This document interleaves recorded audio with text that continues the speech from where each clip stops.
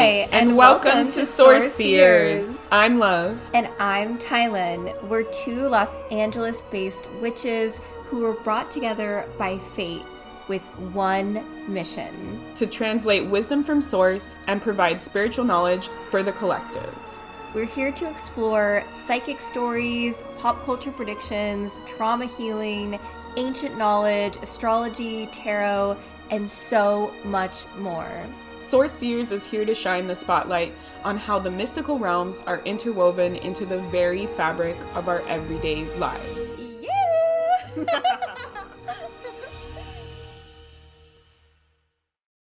Welcome back to another episode of Source Seers.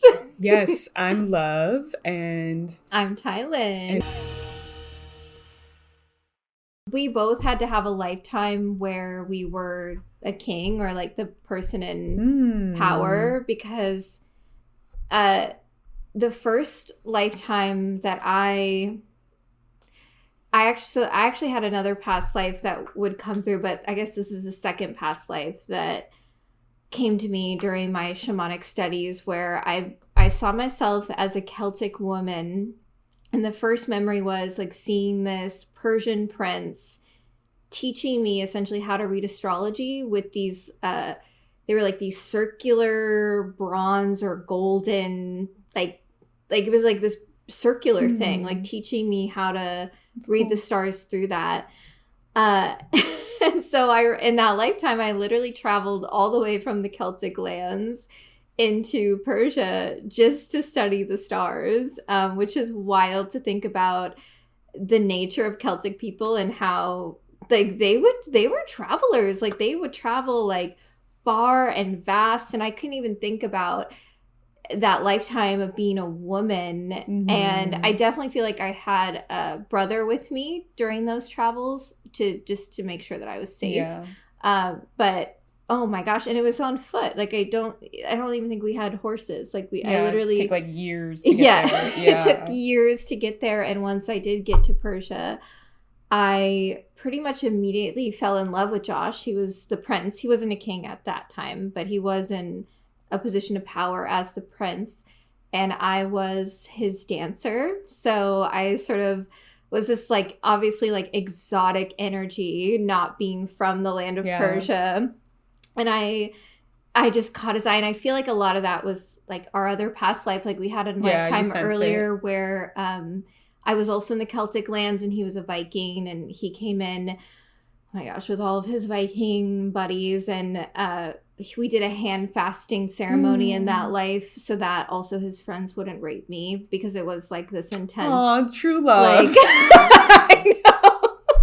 God, can you think about these lifetimes? They're like so wild and violent and gruesome. Well, it was like, that's like nature, you know? Yeah. Like we watch nature documentaries and we see like a deer getting like taken down by like like a, I don't know, like a bear or a lion or whatever. And it's like, that's nature. It's hardcore. It's insane. But I do feel like we had that bond because of that older Celtic lifetime.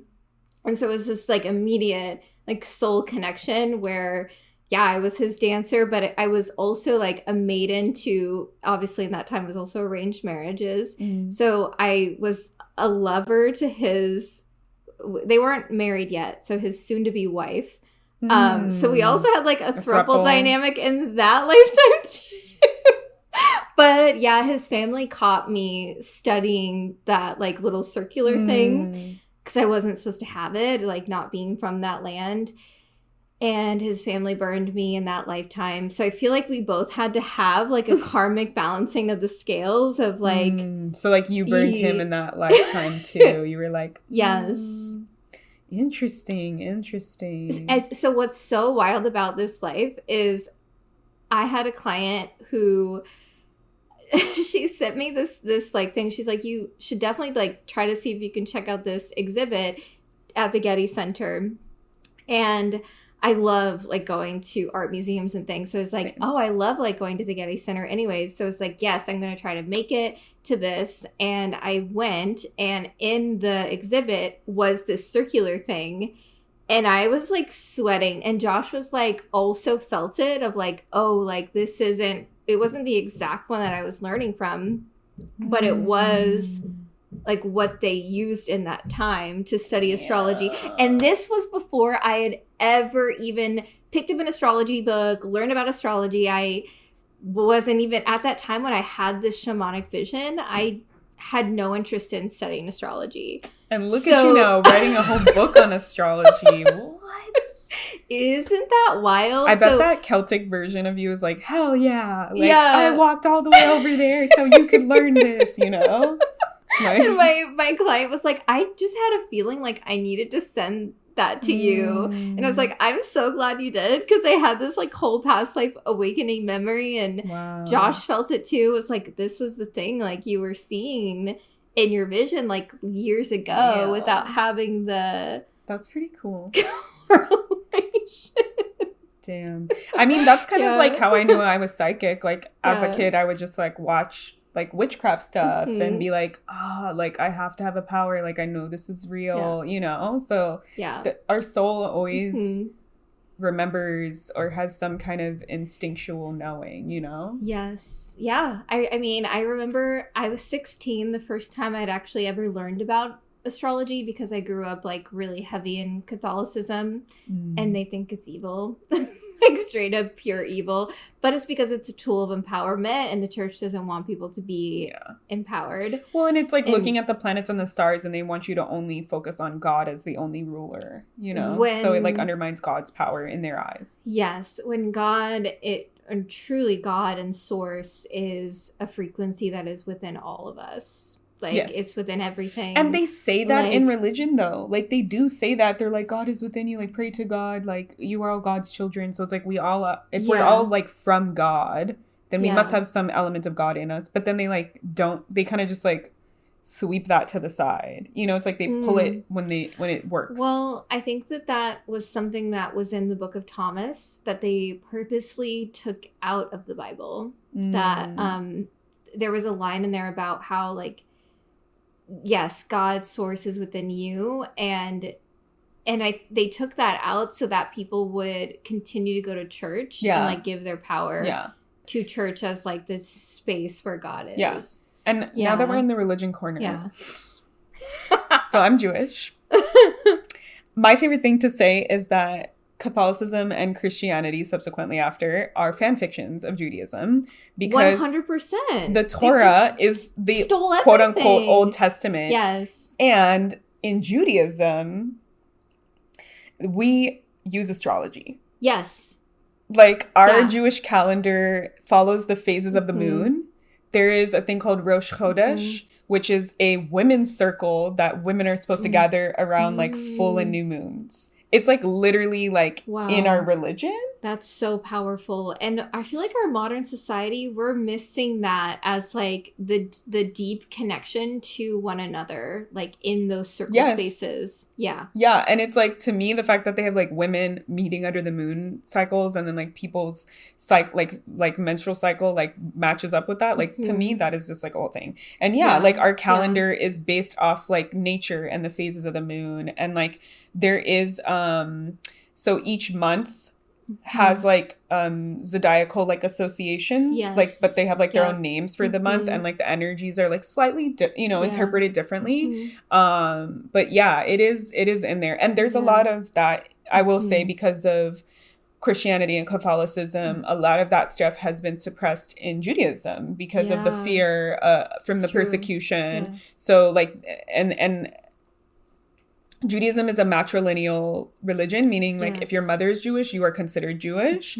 Yet because of the threat of like Catholicism and Christianity in more modern times, they assimilated to a more Christian and Catholic. Like you can see it like in the art and different things, like you can see where the assimilation happens. They removed a lot of the power of like the magic that there's like certain women in the history in the Torah, like Miriam and things like that are kind of like erased from it because of the assimilation. That actually, like when we were wandering like for Passover in the desert for 40 years, there like were key women that used their magic to help us survive, and they like they don't talk about that. And that's stuff that's in Kabbalah and in Jewish mysticism. And it's not really like, even in Judaism now, because of all of the history, like many rabbis for many years, like, condemned Kabbalah. They don't let you learn it. They don't let you teach it. They don't, like, there's a lot of distance. Like, we don't even know that most modern magic as Jewish people is stolen from Kabbalah. Yes. It's stolen from Jewish mysticism, but we don't even know that it's stolen from us because we don't even have the ability to learn about it and to study it and to practice it. When really, if you go to the root word of Kabbalah, it translates to receive. And so that is a frequency, yes, that we are all of humanity is meant to receive in a way that honors the tradition, in a way that is sacred to the experience, right? Yeah. Instead of taking it and then putting it into your own agenda, right? It's like honoring the lineage. Yeah. And it's absolutely horrifying to witness how the Bible and religion in general treats women. Like, learning about Mary Magdalene, I'm like, this is absolutely insane that y'all are just out here calling her a whore and a prostitute when she was a powerful healer. Mm-hmm. And a lot of these women But that's like a smear campaign, right? They're removing their credibility and their power. Yeah. That's all they're doing. Yeah. Which we've seen that, like, in Judaism. We've seen it, like, it's historical. Yeah.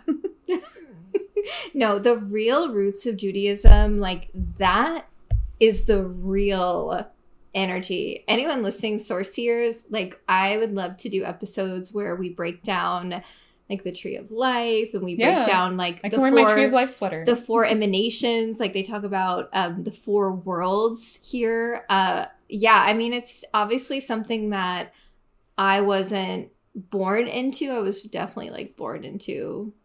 Well, when I was very young, my mom was actually Wiccan, practicing witchcraft, which I think we talk about. But then most of my life was Catholicism. So this wasn't information that I really had access to, but it is something that has come into my life as an adult, especially being interested in magic. Because you're right, a lot of the roots, it goes back to ancient Jewish mysticism. Mm-hmm.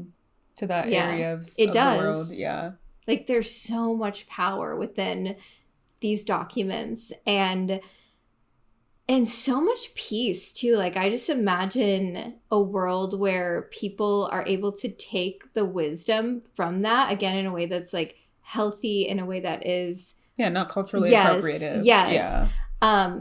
And utilize that as, like, a foundation for, like, the experience of life. Like, it really does break down these things in a way that is, like, so beautiful and so practical. Like, and I do feel like my soul has been studying the Kabbalah and Jewish mysticism for many, many lifetimes, even, like, in the Spanish king life, even as implementing Christianity and Catholicism. Yeah. Well, that's, like, people argue the origins of Kabbalah is from the Spanish Inquisition, when the Jews, like, not the Spanish Inquisition, when the Jews, like, had the diaspora and they went from, like, Rome to, like, Spain, and then there was the Spanish Inquisition, they had to hide and stuff. Yeah. So it's not confirmed when and where the texts from Kabbalah exist, but it's around that time that you were a king, and in that time period that they suppose that it came from. Yes. So. I know I studied, I saw it, and when I opened my records, like, that's what I was studying. Yeah. So it's, like, it's real wisdom though. And the Kabbalah, it's interesting, like, there's lore around it that it was said that it was gifted to Adam and Eve by Archangel Raziel. But actually, in meditation, I do feel like it was something that the world had access to even before the said times of Adam and Eve, because we do have more ancient cultures on the planet that have just been completely wiped out throughout history. So we can do a whole episode, I think, that's on true. that. Yeah, Judaism is not the first peoples, Yeah. Like, well, it was all gifted from, like, the times of Atlantis and, like, all, these more ancient times that have just been completely buried throughout history. So yeah, like that's also a whole other episode we can do a deep dive into. Yeah, and Atlantis is kind of like supposed to be like that piece of land in between Spain and Africa. So it's like sort of around there too. I was literally researching that yesterday because I was looking up Lemuria because there's a lot of things I've been learning about like racist undertones about Lemuria. And so then I was like, how are Lemurian crystals? Because Lemurian crystals are supposed to only be from Brazil. Yeah. But then Lemuria is supposed to allegedly be from a landmass that connected Africa, India, and Australia. So it's like different part of the world. Yeah, it's like a whole thing. I don't think the Lemurian crystals are related to Lemuria based off of the information that I have read. There is like some woman that coined the term and people like listen to her. But yeah, it's a whole thing. But that's interesting, like the Atlantis. I don't know. I was just thinking, like, if it was around Africa, like, it makes sense why Black people are so magical.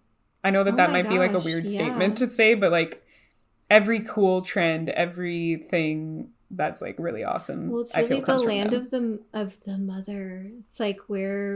And as I was reading that, people were saying, like, everyone says Africa, and then some people were saying, like, it would have been more in India where, like, the root of all civilization comes from. So there's, like, debates on that, too, which I find really fascinating because when we experience, like, spiritual information and New Age spirituality, it's always good to look it up to use your discernment. Yeah. So it's like, I use Lemurian crystals. Like, I've heard of Lemuria. I've heard of Atlantis. Like, and now I'm hearing new information about it. So I want to research and make sure I'm not perpetuating, like, harmful cycles and things like that. So, although we did open my records when we were deciding, like, should we do a podcast? And, oh my god, that lifetime that we had together. Yes, I forgot about that. It was either Atlantis or Lemuria, but I remember so vividly, like, we were both like, I don't think I've been in Atlantis. Yeah, it felt like Lemuria.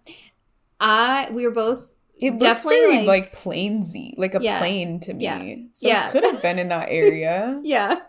I don't know. Yeah, but I had a premonition that I felt it in that life. Like, something's going to happen and this land's going to be destroyed and we have to leave. That makes, oh my God. And you were like, you had more sway over the community than I did. Yeah, my loud mouth.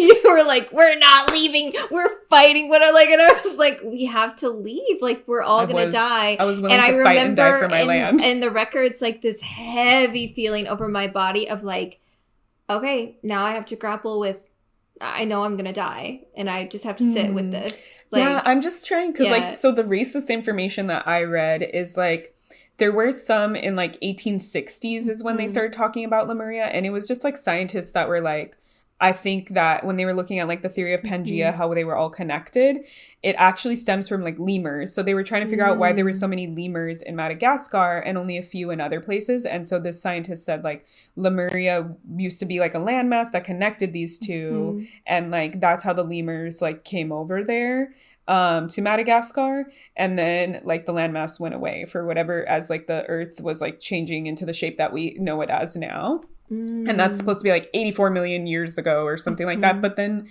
it doesn't make sense because lemurs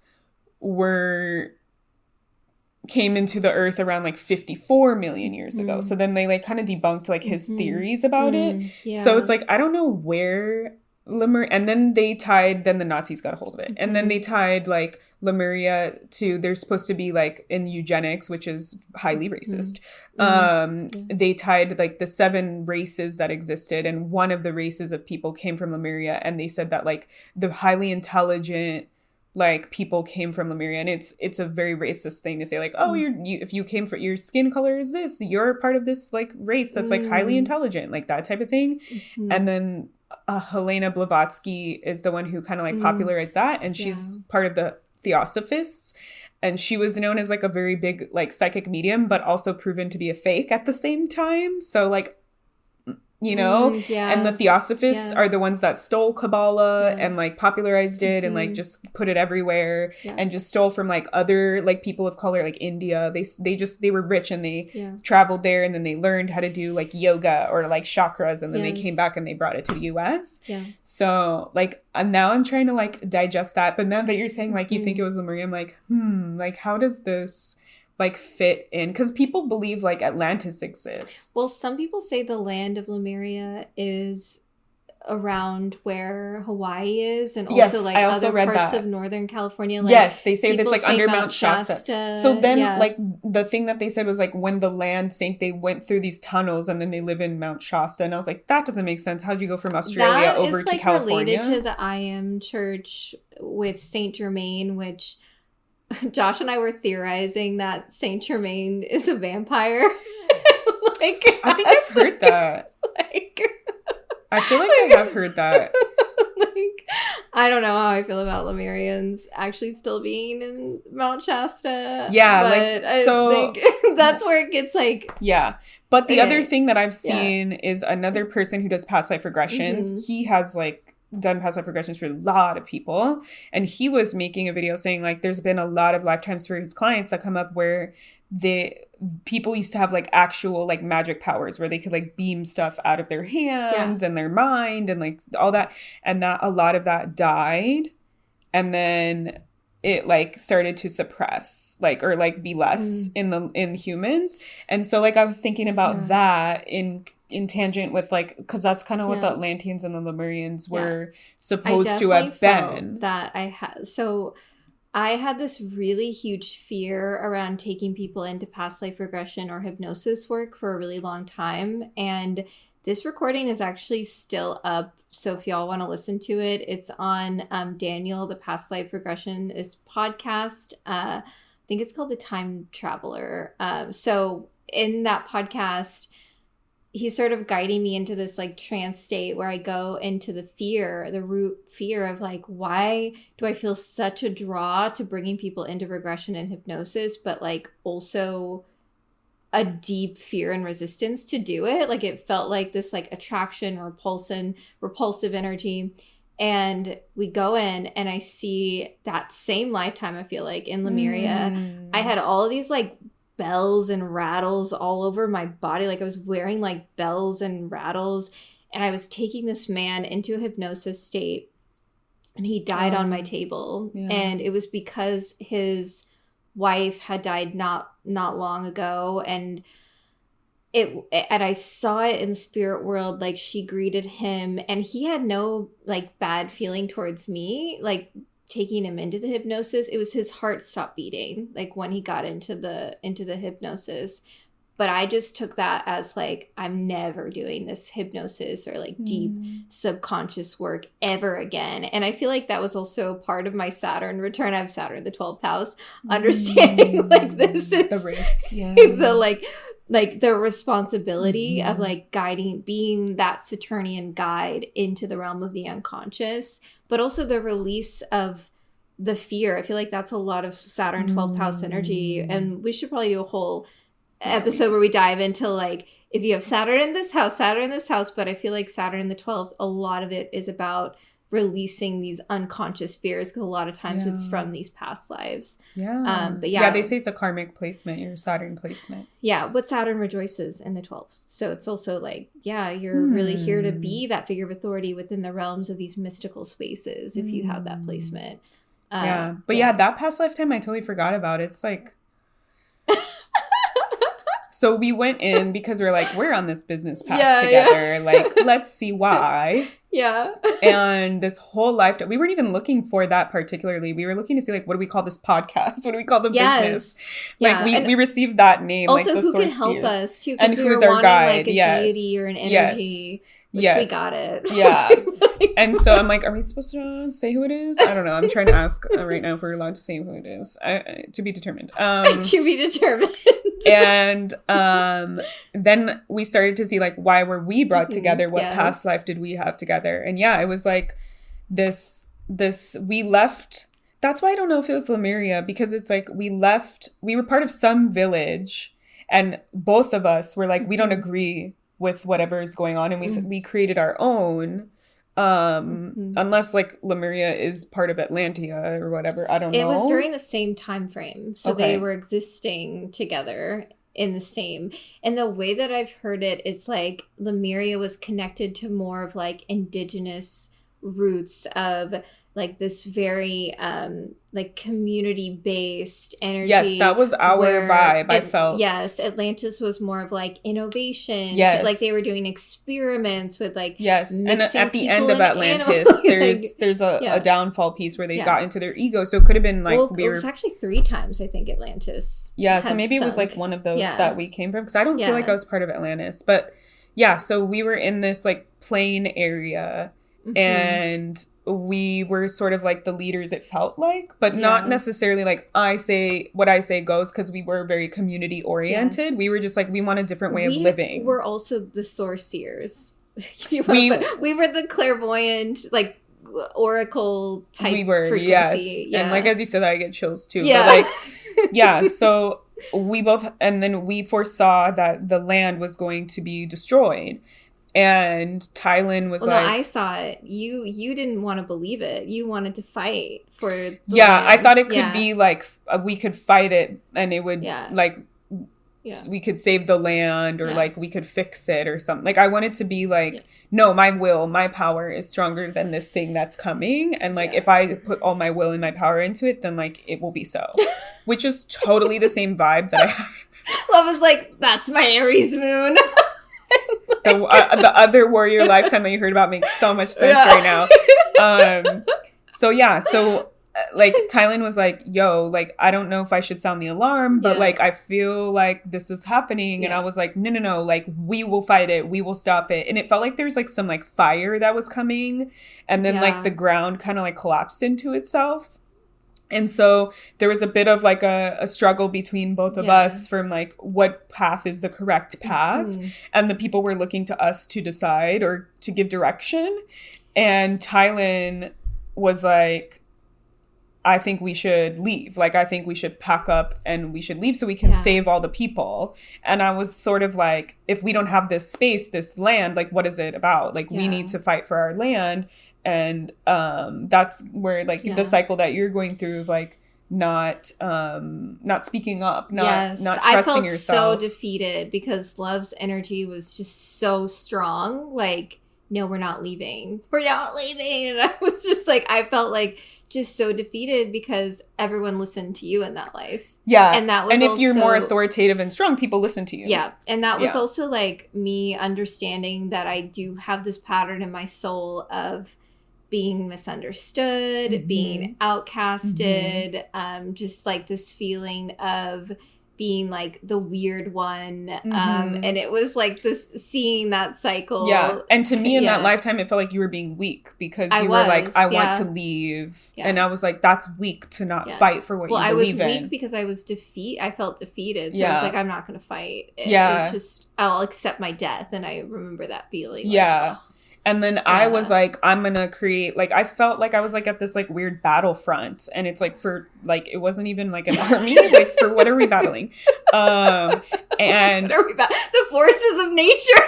That's what we're battling. The audacity that I had is unmatched. It values me in this lifetime in many ways, but I mostly do it internally. Yeah. And so like, yeah, like I was like, let's all fight for, and then like it just came and like everyone died. So like that was part of like what we were feeling in this lifetime by coming together, is like shifting the power dynamics and me softening a little and you hardening a little or speaking up a little, you know, like however you want to look at it. And finding our community again, which is all of you listening. Our Cerseiers. Yeah, like we before that thing happened, it was beautiful. Like it felt like everyone trusted everyone knew everyone worked together. There was no qualms. Like we were just like quiet people. It felt like we were just like, we have our space. Yeah. We're gonna live our life. we're good to go. Yeah. Like, it just felt like everyone was taken care of and self-sustaining. Like, it felt truly nice, like very peaceful. Yeah. I feel like we lived in harmony with animals and like nature. Yeah. Like, it was definitely like a beautiful space, but like, I was just so militant on what you're like describing is Lemuria. Okay, well, yeah, I don't.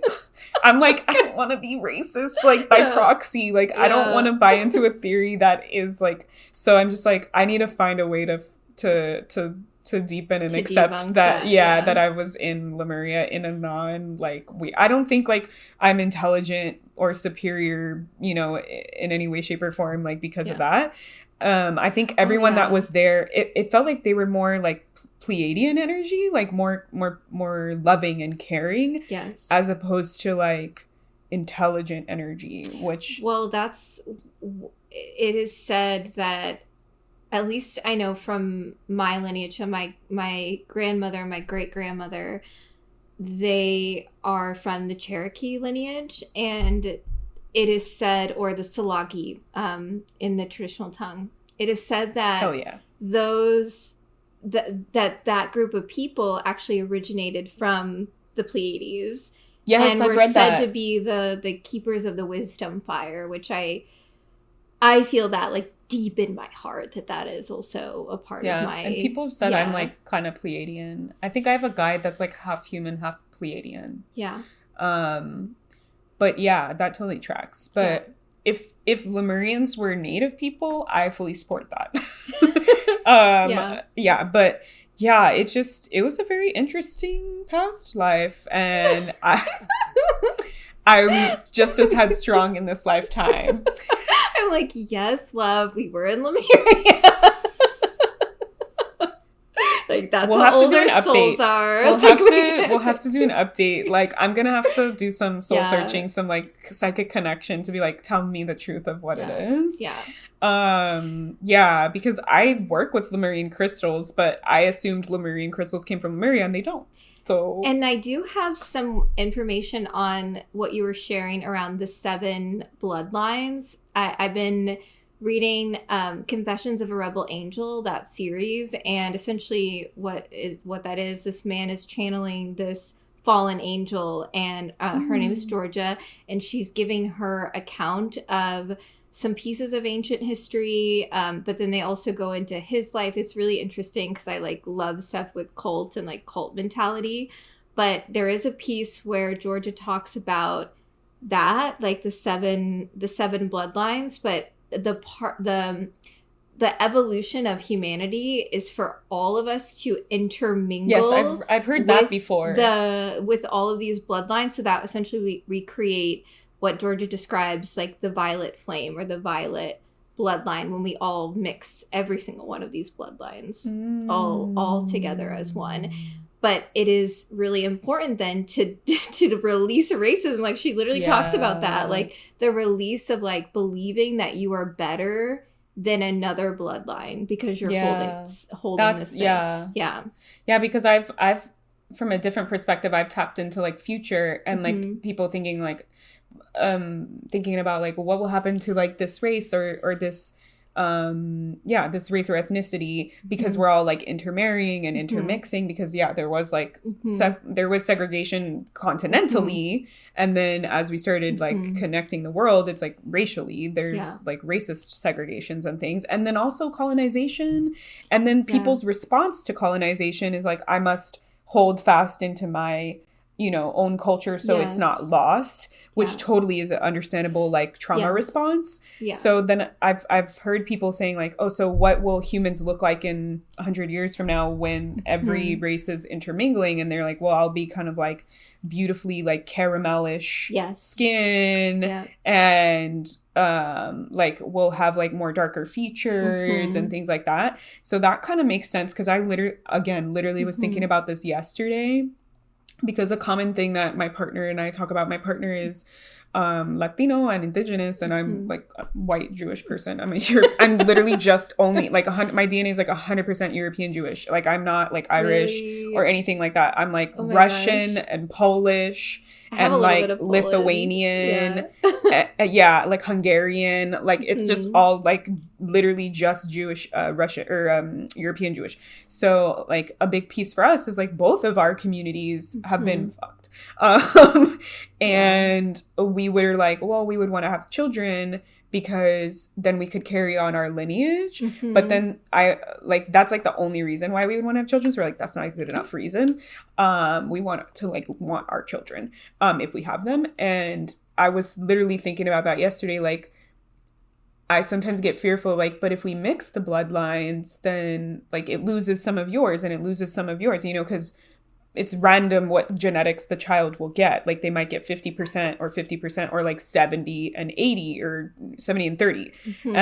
And so I was like, well, then it would like dilute it. And then because of colonization, indigenous people already being diluted, like, and lost, like, is that wise to do that? And thinking about like how people marry within their same like culture or ethnicity to keep that going. But then yesterday I had like this thought of like, well, wouldn't that be beautiful, like to have them be mixed, and then like everyone would mix together and then we'd all be a little bit of everyone. Like, so that kind of goes with that. That's how we keep the cultures alive, is through learning about all of these different cultures, because we are one human species at the end of the day. And so how can we like develop a relationship with all of these cultures and learn from one another? Again, we're all here to learn from each other's stories. And Josh and I have had this conversation about like, okay, I would love a girlfriend who is a person of color, because that's just personally what I'm attracted to. And her, if she wants to, have the child with Josh, so that almost like he's like, so you kind of just like want to like cut out the white part of your lineage. I'm like, yeah, I'm okay with that. Like I totally would be okay like not having the baby, but I would be too, like if it comes down to that. But also I would prefer not to. You're like, I understand the sins of my past, thank you very much. Like, oh my gosh, can you imagine though, like Josh with like a gorgeous woman of color? Like, oh my gosh, they would make a cute and Josh is a person of color, for those who also is a person of color who have no idea what Tylynn is saying. Because if Josh and I had a baby, I mean, let's be real, like that baby would come out white as fuck, like or like white passing. Yeah, white passing. Yeah. So yeah. So, anyways. Yeah, got to a weird place. Vote. Would you want Tylynn to hold the baby? I'm just kidding. What do you think? Yeah. But yeah, I think that is like a true testament of like when we accept each other, we fully and openly like love and mix together. But yeah, I'm gonna have to think about the Lemurian piece. I'm gonna have to get back to you on that. Let us know your thoughts too. Like if you've done research, because I was literally like last night I was like researching like blog after blog after blog, and like that's all there is really blogs. Like there's not, and then they've debunked like the historical pieces from scientists, so it's like there's nothing really to go on there. And I've worked with Lemurian crystals, and there's like the belief that like the lines in them are ladders of information and knowledge, and I use them all the time. Like every time I set up like an altar or like a grid, I mostly just strictly use quartz in all different kinds, and Lemurian quartz is type of quartz. I channel with my Lemurian quartz. Yeah, like I'm always holding it. So yeah, very interesting to me. And they say Lemurian quartz has no geological differences from regular quartz. Yeah, no, it's just what's just inside. The lines and the shape of how it grows and where it grows, specifically in Brazil. Yeah. So yeah, very interesting energies. we went all over the place. Traveled. I have more past lives too we can chat about, but we'll save that for another And maybe episode. We can do like one like live on here, because I haven't like pursued a lot of mine. Yeah. So that could be cool, because I kind of want to. So when I found out like I could be a psychic, I was in a reading with my mentor, a psychic medium, Ambrosia Matthews, and she said, just like as a passing statement, like in your past life, you got in trouble for your psychic gifts, And so you came into this lifetime not being open to them, and you have to choose if you want to pursue them or not. And she was saying I got in trouble for my gifts more in the sense of I spoke about some information and people came for me for it. Not in terms of like gambling or like winning lottery or something like that, like the shady stuff. But it was like what I said, people came for me for, which also tracks speaking the truth. So I kind of would love to like explore that lifetime. Yeah. I don't know if it's like too close, you know, for them to want me to see it, because it hasn't really, at least in my opinion, it hasn't come up. But I feel that a lot of the, now that I'm exploring more past lives, I find, and doing readings for others, because I've done so many past life readings for others, there are little nuggets of pieces, things that you're into, feelings you have, attractions you have that leave the little breadcrumb trail. And I'm pretty sure, like, I feel like in this moment, like Spirit's like, yes, like a lot of the things that you're attracted to will like kind of show that. So I think that there is something in there, but I'm like curious, like how long ago it was, because it seemed like it was like the lifetime right before this one. So it could have been like early 1900s. It could have been 18. I don't know. Like I think it'd be interesting to. We should interview like an Akashic Records keeper. I think like that would be sick on the podcast, because it'd be cool. Like I always think about like what is the average time span that people have in between lifetimes? Is that a thing? Yeah. You know? I feel like it definitely can, because the last lifetime I had, which we can talk about in another episode, I died in like the mid-60s protesting. And I also had a Black girlfriend, like a queer relationship in that life, which Love also saw when we opened my records. But the lifetime before that, I was in Korea, and I died like 3 years old. Like I lived really like young. Yes, and that was like. See, I think what I found is like if you die younger, then you come back faster. I feel, because your soul is like, wait a minute, let me. But I think I had like a big gap because. Yeah. Oh, well, also though, I feel like I also had a lifetime in the 20s too, because I saw myself as a singer in like where they used to have the bars where you, like a speakeasy or something. Yes, I was a singer, and I got put into jail in that life. But I was so tall, like I was like 6'3" or something, and I had like a short bob haircut. I was like, oh my gosh, I can't even imagine like being that tall. Woman? Yeah, I was so tall. So that wasn't. I feel like that. Were you trans? I could have been. I don't know. I feel like them hiring like a 6'3" woman in the 20s seems kind of weird. I was so tall. Like that was the feeling, and that was also a dream that I would have as a recurring dream of being this like really tall woman behind bars. And that's another part of the Saturn in the 12th house. Saturn's a house of imprisonment and like dealing with a past life wound. So like that also, I mean, if you think about the span, like wasn't. Yeah, you could have been like 20s-ish when you were in the 1920s. Yes, because I died young in all of those lives. Like in the 60s, I don't even think I was mid-20s before I died. Like, that would make sense, because if you were like 20 in the 1920s, they would have had to be like, that's only 40 years. Like, you could still be living. And then I think it was, in the 40s or something was when I had died like 3 years old in Korea. So maybe you died in young in the 20s. And died young in the 20s. And then you came back a couple years later. So it wasn't that long of a time gap in between lives. Like it really wasn't. Like I feel like my soul's like. Yeah. Yeah. Yeah, I'm very interested. Like what my last lifetime was. Because the other two that I've explored are like super, super old. I feel like you had like a lifetime in like a mystery school, like the Golden Dawn or something with Aleister Crowley. I don't like, and that's why I feel like you don't like that him. fucking anti-Semitic ass bitch, like fucking racist ass motherfucker. I don't know. I'm getting like weird vibes. Fucking hate that bitch. Fucking hate that bitch. Yeah, we'll do a whole episode on that. I don't let my Aries moon come out in my healing Except practice. for Aleister Crowley. In my regular life, I'm like this all ass cranky. I'm like saying like you bitch to like the toilet or something, but it's like if you talk to me about that motherfucker. But also Aleister Crowley did pave a way for like the queer community. Like he was Why? Because he let a queer person create the tarot deck? He didn't. Pamela Coleman Smith did. Yeah, but also he was queer.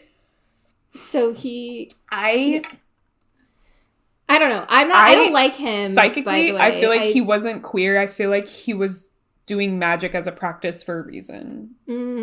Because he practiced like left hand, right hand path. When I tap into his energy, it feels very like dark magic. Oh yeah, he got addicted to drugs and he died a sad death by himself, as he should. I hope he is getting his penance. Watch someone like listening Alistair, is like, I used to be Aleister Crowley. I've been there before. We're talking about my Spanish king life. I died. I'm just like what he did to many people. Yeah. He can catch these hands. But this is the thing with our karmic journey, right? It's like, yeah, of course. I'm sure he's like a monk or something now. Yeah. Like, I'm sorry. I didn't mean to. Yeah, somebody listening, literally, they were Aleister Crowley. Yeah, they're like, I was Aleister Crowley. Yeah. I'm like, come here and catch these hands. Pay for your sins. Let's be friends now. Because the reason why I feel like, yeah, I guess like him being queer, it feels like it was more of like a ritualistic thing. Yeah. Yeah. Because it's like pulling from the energy of all of that stuff. Like that kind of magic that he practices, it's very like, I choose it and I will it, so it is. You know? And so they really are like, they treat magic as like a not logical, but like a process. Like how we like have to fill out a form to like get our license or something. Like that type of thing. Yeah. So very interesting. I don't know. Like I don't think he really, that wasn't like what people remember about him. So I don't think he really picked and made the queer stuff like that positive. And he has his own tarot because he broke away from the Golden Dawn. Which I get weird vibes with. I don't touch that deck. Get really and we work with Thoth. And it's like, I had gotten the deck in Mount Shasta, actually. And it was because I work very closely with that deity and that energy. And I maybe like picked it up like twice. And after that, I was like, oh, I can't use this deck. Like something about it just is one of the people I knew like used it, and then I got into like Egyptian stuff. So I was like, maybe I should get the Thoth deck. And then I was like, every time I'd look at it, I'd be like, nah. Yeah. And then I learned about Aleister Crowley, and I was like, oh, so you haven't even picked like. Yeah, I didn't know that he was like. If you wanna try it, I can bring it to our next tarot. I also think this weird phenomena and this interesting phenomena happens where I don't know in the moment why I'm like getting a no answer. And then later I find out it's anti-Semitic. I feel like my ancestors are always like, because I almost bought a Tesla. Like I was like really into Teslas like 5-6 years ago. Because they market it like, oh, it's better for the environment. Yeah, right. And, like I was trying to like get on that wagon, and they were like, it was around the time when like they were like the main electric vehicle, and then just like it just didn't happen. Like even when I was buying my Subaru like 2 years ago, I was literally looking at getting a used Tesla and all this stuff, and then like come to find out now I'm like, I feel like my ancestors are like, nah, like let's not do this. And there's like a bunch of other stuff that has happened in my life where they're like and I don't know what it is, and then afterwards I'm like, oh, now I see why we're not doing this. Okay. Understood. So very interesting. That's super important for you with your Saturn 4th house to have that deep connection to your ancestral wisdom. So I love that you and I think that's a gift that I have too, is connecting to ancestors, channeling ancestors. I don't do any appropriative stuff for Native culture, but I feel that because I live on the land that natives like lived in. Yes. I feel that they give me like knowledge and wisdom, or they talk to me. So this is something that I feel like from my Spanish King life. I feel like the church purposely built their churches over sacred land to the natives. Oh, 100%. And all the missions and stuff, 100%. Yeah. So, like, where my apartment is, there's literally a church. Like, yes, there is a church next to it. And I feel so strongly that land, it was so sacred to the native people. And you can feel the remnants of it, but that's why it's good energy. But it's tainted. And that's the thing with, like, this cool unwiring the Catholic agenda of, like, it's so important for us to get this land back, because where they built their churches around America, really a lot of it is on sacred land. Yeah. To the native people. Yeah. Yeah. Yeah. I don't know how. Yeah, the land back piece is gonna be I don't know how we're gonna do that. Yeah, like how do we tell all the churches to just leave? Give that land back for the original. Because I could feel that land, like they would do ceremonies. Like it's so just, and I feel it because I'm living on it. Like I have to like intentionally open up to feel it. Yeah. But once I do, I do. So that'll be interesting to do some reconnaissance. Yeah. Interesting. Yeah. I know. It also ties into something that happened yesterday. I was driving down Magnolia, and like the witchcraft store that's there. Oh, the Crooked Path? It's right next to a church. Yeah. And I literally drove by and I had the same thought. I was like, I wonder if there's an energy here and why these like both spiritual places are here. So I was like, Yeah. So I feel like it's something that I knew that was a part of the agenda in like conquering the land, is to like see where the native people do their ceremonies and have their sacred space. Yeah, remove it so they don't have access to it. Yeah. We've seen that in history, like in many things for the natives. Yeah. So it doesn't surprise me. Yeah. I wouldn't put it past them to have that. Because like, why would they pick those spots, right? Like, yeah, exactly. Like, what about it? Have you driven past the like huge cathedral church? Like, if you're going down into West Hollywood on Franklin, have you driven past that? No. So it's like if you are driving past the Hollywood Bowl, and then you go all the way down, there's like this huge cathedral. Oh. It's on the same street, Franklin, as the Magic Castle. Which I would love to visit one day. So if any of our sorcerers I know someone who's a magician there. Okay, yes. Please get me into the Magic Castle. Oh my gosh. Okay, because every time I would drive past it, there's an owl in the window, and that's one of my power animals. So working Athena energy, working with the owl. And I drive past it like, I've got to get in I'll reach out to him. The Magic Castle, but it's on that same street. That cathedral, like it's like, again, so tainted. I know which one you're talking about. It's on the curve. Yes. It's on the curve. Yes. Like, it's like... And they're like LGBTQ friendly. I remember. Like, there's power on that land, but it's so tainted. It's like such an interesting like frequency. And like the Magic Castle is like siphoning it. Yes. I could see it. I could see it. Oh my gosh. I'm like so giddy right now. I'm like, I'm this podcast is LA Exposed. Ley lines in LA. Indigenous power being siphoned by churches. Find out now. The 5:00 news. With your master detectives, Love and Tylynn. You're welcome. What's your source? My intuition. We are sorcerers.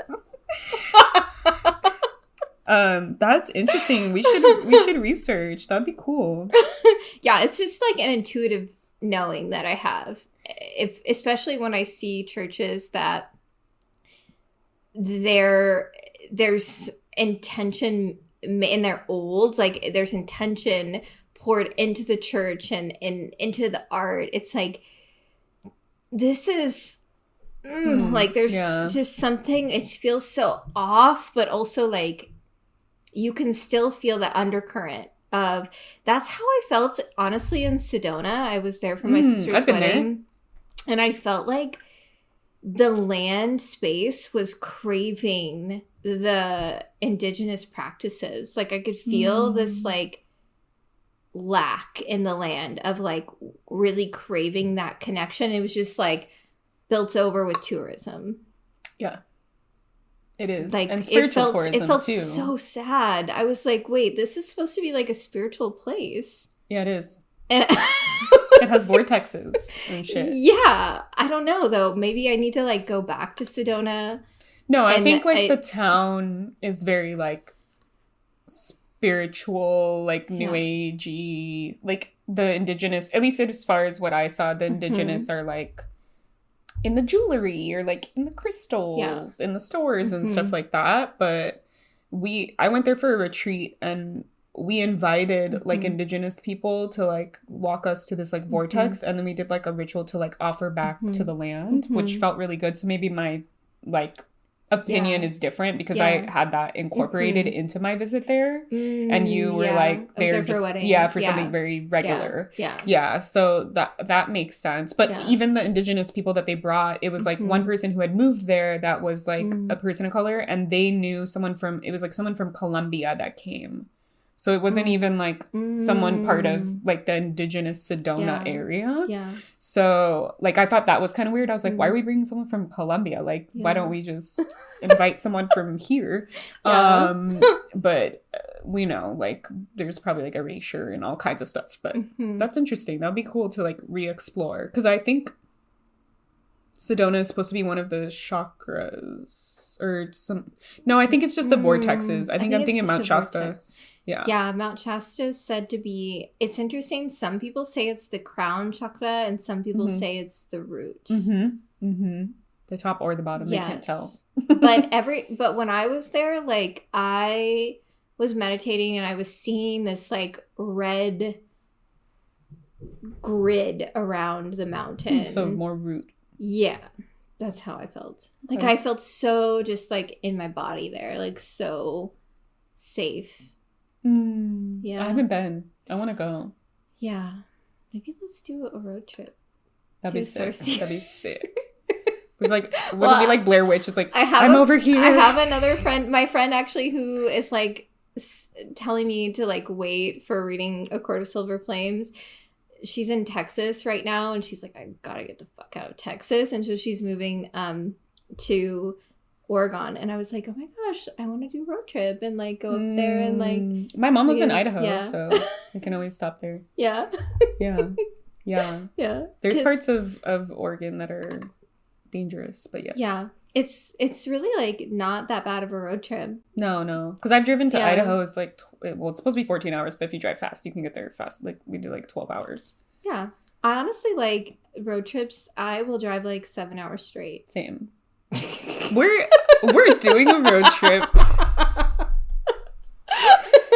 Sorciers on the road. Yeah. Well, honestly, the Redwoods for my birthday this past year was... I'm so glad you went. It was really the best place I've ever visited. The Redwoods are that bitch. In the Confessions of a Rebel Angel, Georgia talks about how there's a place in the Redwoods that is like the... angelic transport. So it's like where the angels go to be transported into the multidimensional realm. So if they want to visit another planet, they'll go to the Redwoods, and it's like a portal. And I'm like, oh my gosh, you could feel it in the Redwoods. I wonder if it's where the largest one is, the Hyperion, because they like undisclose the location so people don't go and like ruin it. So I wonder if it's like around that area. That would be smart for them to be like, let's put it here where like less humans will be. Exactly. Yeah. And where like all these ancient beings of these trees are. I've just been. Yeah. Fun fact, Bigfoot is supposed to be like the steward of the trees. Like they're supposed to be like the keepers of the trees and stuff. Yeah. And then there's also beliefs that each tree has a fairy that watches over it. Yeah. I believe that. Yeah. I would love to learn more about like Sasquatch energy, because I do definitely feel like that is true. And I do feel like those beings, like they have supported people in trouble. Like they there's an interview I watched with Regina Meredith, and she was interviewing an Indigenous person who was talking about in his lineage, Sasquatch energy is sacred, and so they create time to meditate with these beings and to connect with them, and they are in a way they're shy because they don't want to show up in the human realm unless it's like a dire emergency. So like he was sharing that, you know, there's been experiences of like kids that have gone missing, and or like people in, you know, bad situations, like they might have drowned, or like a rock was gonna fall onto their head, or they were gonna slip, and the Sasquatch would just appear out of thin air. So I feel like they live in like another dimension. Yes, they live in inner Earth. Yes, that's connected where I've talked to them. Earth. Yes, and so they would just pop in and support, but then they don't really want to have so that. The theory that I've worked with and seen for myself is like these beings. There's inner Earth beings, and they all used to be like on the outer Earth where we are, and it's like fairies, giants, Sasquatch, dragons. I've seen the dragons a lot in Reiki healing. Dragons, like gnomes, and all those types of like beings, elementals sometimes. And when humans started becoming like the dominant species on the planet, they retreated to inside of the Earth, to inner Earth, and then they like live there away from us, because it's like too, like what we're doing on here is like too much, because they're very energetically sensitive. And I have communicated with a giant before, and like it was very interesting. Like I asked permission to go to inner Earth, and then I brought my like energy there. And it was easier for me to hear them because they were trying to like come here to communicate. And it was like they could only say certain words because the energy was just like too hard to sustain. And so I went in there and like it was like lots of information coming through. So I definitely, it's cool to like understand, or to experience and to learn about them, you know? Yes. Yeah. I love like all the mythical creatures and knowing that like these beings, they are still existing on another realm of like beyond our own human comprehension is, I mean, it's like we as practitioners see that every day with clients. Like we see a client with a fairy guide or an elemental guide or a dragon guide. Like we I work with dragon. Everyone has a dragon and a unicorn, and dragons are for like lower, like 1D, 2D, 3D energies. Like, do you know what your dragon looks like? I don't, but I have. I guess my dragon is black because that's what they're showing me. Yeah, I was getting this like midnight blue, almost like black looking color. Like like I was just seeing like the scales up close, and it was like dark, very dark. Yeah. So that's what my dragon looks like.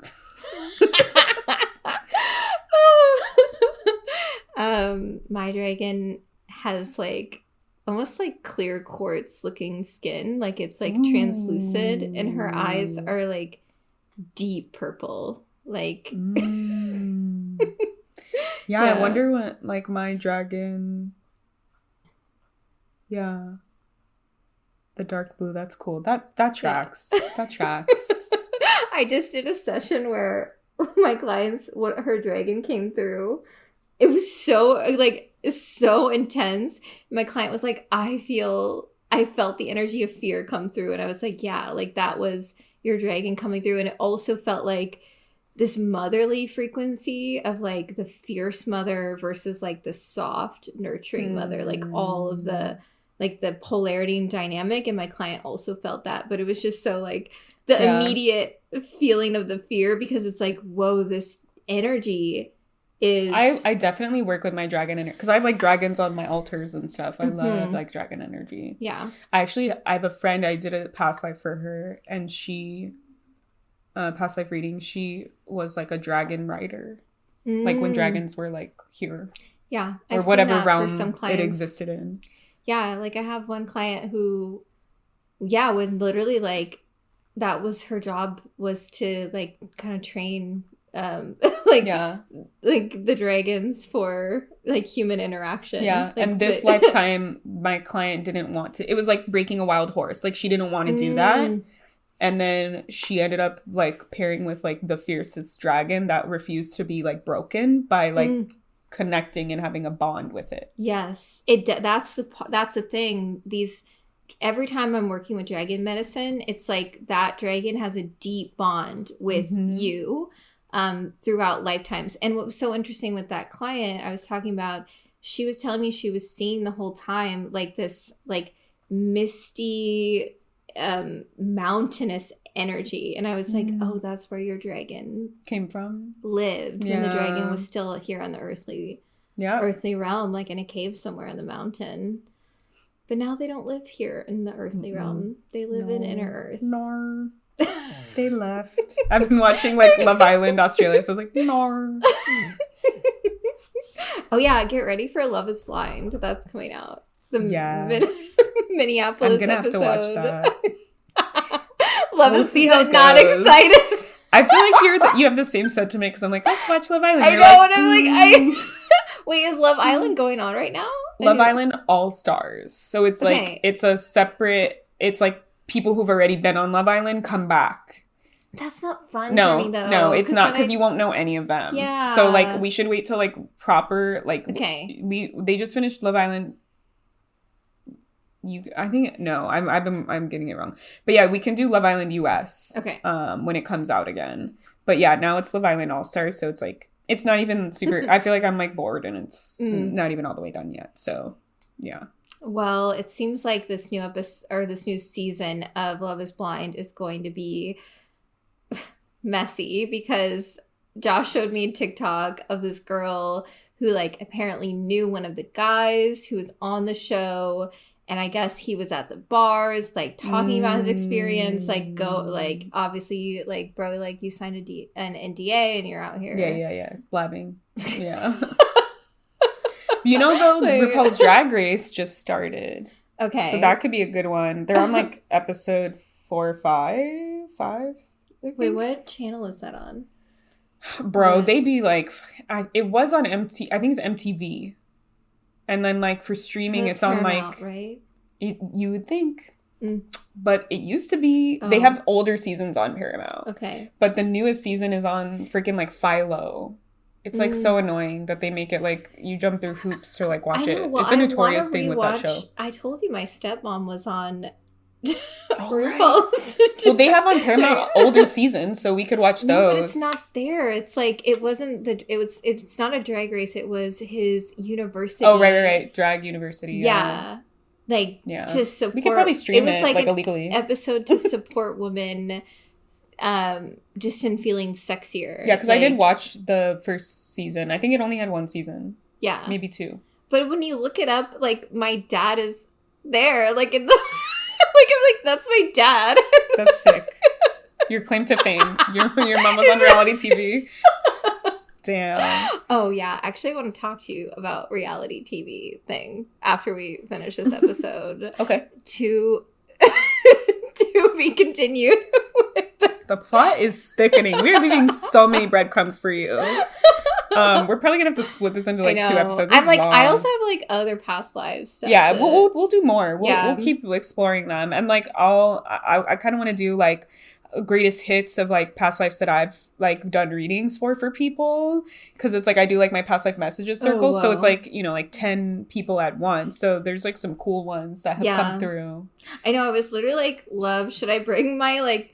I have like 2-3 journals now, like full of just Reiki notes, and I'm like just gonna go through and see. Oh yeah, I should probably write them down because they're just all in my head right now. Oh my gosh, yeah, I need to like see it and be like, oh yeah, I remember. Oh, I just ask. I'm like, can you beam me the information when I forget? It works really well for me. This is the one line though. It is the one line. That was something I was talking about earlier with the 3-line. I'm like, I just do it. Tylynn is the one. If you want a book recommendation, you want a course, you want a teacher, you want a person. If you're like, you just want to get in there and do it and empower yourself and not use any like predetermined path, like that's where I'm doing. Those are our zones of genius. Oh my God. What? Oh, it clicks into place. Sorry. Am I gonna fall? No. It's because like it like fully opened. Okay, we're good. Don't worry, sorcerers. Okay. I'm not gonna fall off the chair. We are just laughing at this point. So yeah. So thanks for thank you. listening. Yes, thank you for being part of this multifaceted episode. Oh my gosh, we went all over the place. With many different topics. We hope it was nourishing for you and entertaining and eye-opening. And we want to hear your thoughts on any and all of the things that we've covered. Feel free to hold us accountable, to teach us, anything like that. We're community-based. Yes. So if you feel like stuff that we're mentioning is missing details, we can always make a correction. All different types of stuff. Yes. So yeah, thank you. And we'll hear from you. Yeah, let us know if you know your past lives. Like if you got a reading or if you have had dreams of a past life. Yeah. Or if you like want to do a past life reading on the podcast, that'd be sick. Whoa. Yeah. You can get like live reactions. Yeah. You're like, damn, the possibilities are endless.